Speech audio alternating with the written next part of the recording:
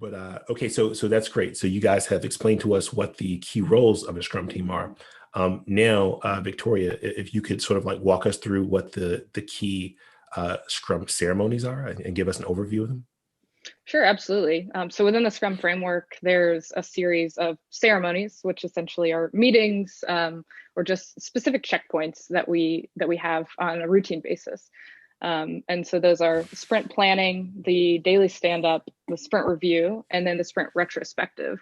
So yeah, just like really quickly at a high level, the sprint planning is the opportunity for the product owner to convey what the priorities are, talk through features and tasks with the development team, those which are high priority.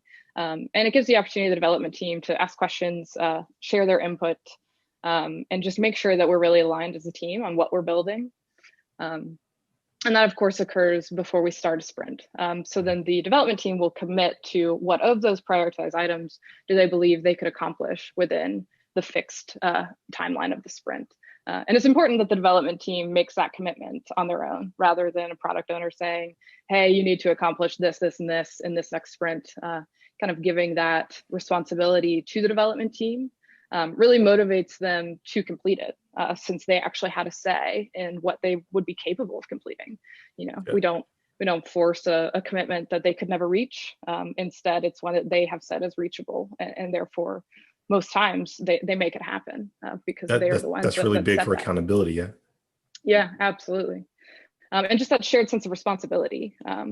A Scrum framework is really big on letting everyone have a voice, really. So the development team's input is really important in this process.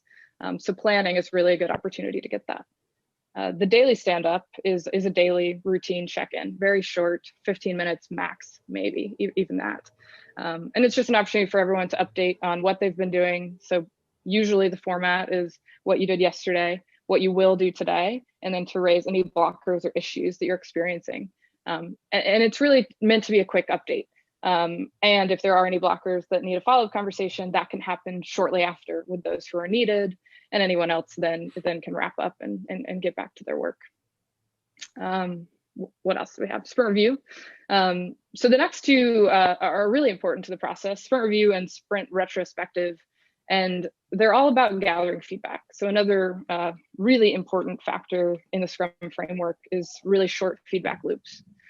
So the sprint review is an opportunity to get feedback on the product itself. So it's where the team can report on their progress, on what they're able to accomplish in the sprint, give a demo of what they have accomplished, and then to gather feedback from stakeholders and clients on what they've done so far. And then the sprint retrospective is also an opportunity for feedback, but rather than on the product itself, this is an opportunity for feedback on the team's process. So it's an opportunity for the development team to get together and discuss what went really well, what maybe could be improved upon, and then to leave that meeting with some actionable tasks that they could just slightly shift in their process to become even more efficient. Yeah, that's a great way to explain it. And if our audience has heard nothing, hopefully they hear the word feedback loop and that resonates. One of the sort of the advantages of agile methodologies versus old school waterfall methodologies, is the fact that we've got these multitudes of tight feedback loops built into the system. And so if you get off course, it won't be weeks and months before you can course correct. There are opportunity to course correct at the granular level with the daily stand-ups.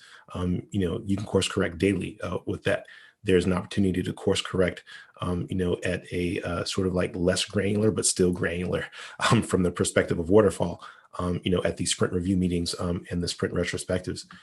And so, that's one of the reasons why, Scrum and Agile, tend to be, highly successful and produce positive results. So that's awesome. Anything on that front you want to share, Jalen?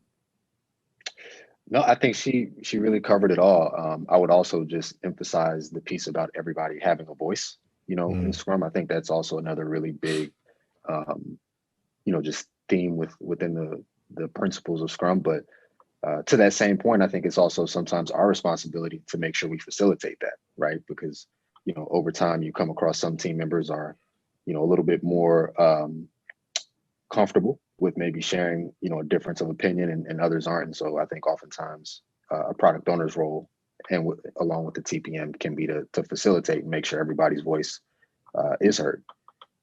Yeah, yeah, and that TPM, that's our internal role that we use to be Scrum Masters, the same way we use product managers and business analysts, you know, to be product owners.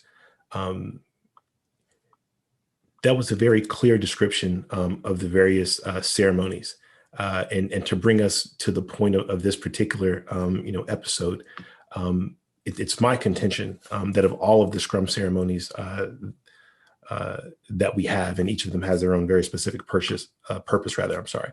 But my contention is that the sprint review meeting is the most important Scrum ceremony as it relates to managing the client relationship.